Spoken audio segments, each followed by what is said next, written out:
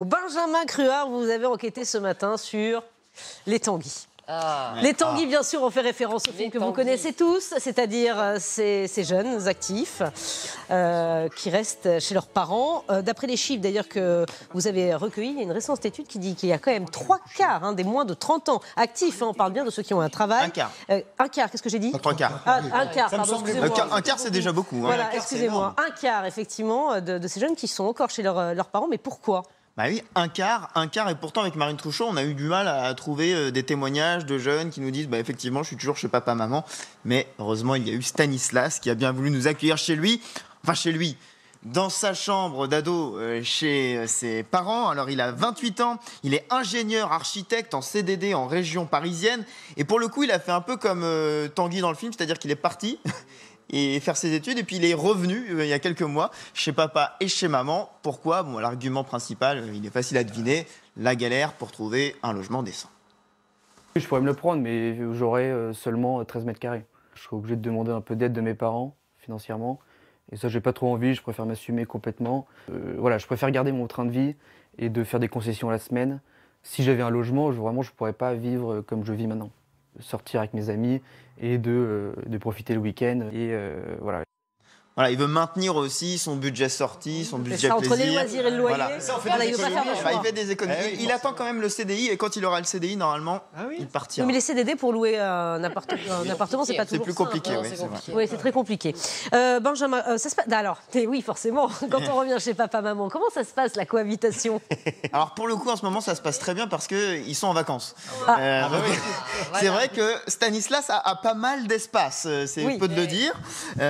Mais de manière générale, il nous disait qu'il ne les voit pas tous les jours, il rentre tard, il aménage son emploi du temps. Et quand il les voit, comment ça se passe? Est-ce que c'est aussi compliqué que dans le film Tanguy?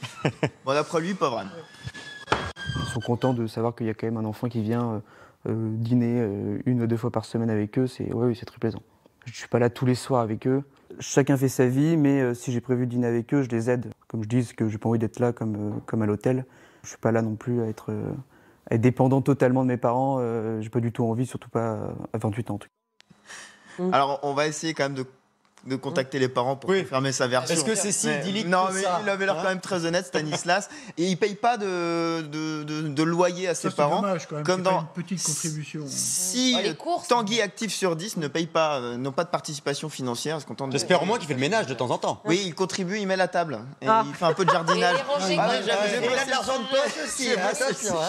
Alors, il a 5 € d'argent de poche. Mais non, mais c'est en vacances, c'est rangé quand même cette je maison. ne sais pas si vous avez vu passer les chiffres. Chez les étudiants, c'est carrément 6 sur 10 chez les parents, et ça a doublé en 3 ans. Faut comprendre, effectivement. Ouais, mais ça double en 3 ans, donc il y a quand même quelque chose qui se passe. On est allé voir l'entreprise qui a commandé cette enquête et ces chiffres. Et il se trouve que, comme par hasard, elle commercialise des logements pour les jeunes dans les villes.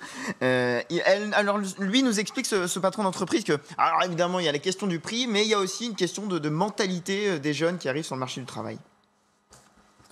Le rêve d'un jeune aujourd'hui, c'est pas forcément de devenir salarié, mais de rester indépendant. Les métiers du digital sont encore plus concernés puisqu'ils ne vont pas rentrer dans un mode de salariat qui va leur permettre de quitter chez leurs parents et d'avoir les garanties nécessaires que demandent la plupart des propriétaires. Ce phénomène Tanguy ne risque pas de diminuer dans les prochaines années. Voilà, carrément, donc ça risque pas de diminuer. On va peut-être avoir Tanguy 3, Tanguy 4, Tanguy 5. Il faut des tanguettes aussi, parce que... Oui, des tanguettes, oui, mais pas c'est que vrai les garçons, qu'il y en a aussi. Et ça va continuer. 40% des Tanguy ne savent pas quand ils partiront de chez eux.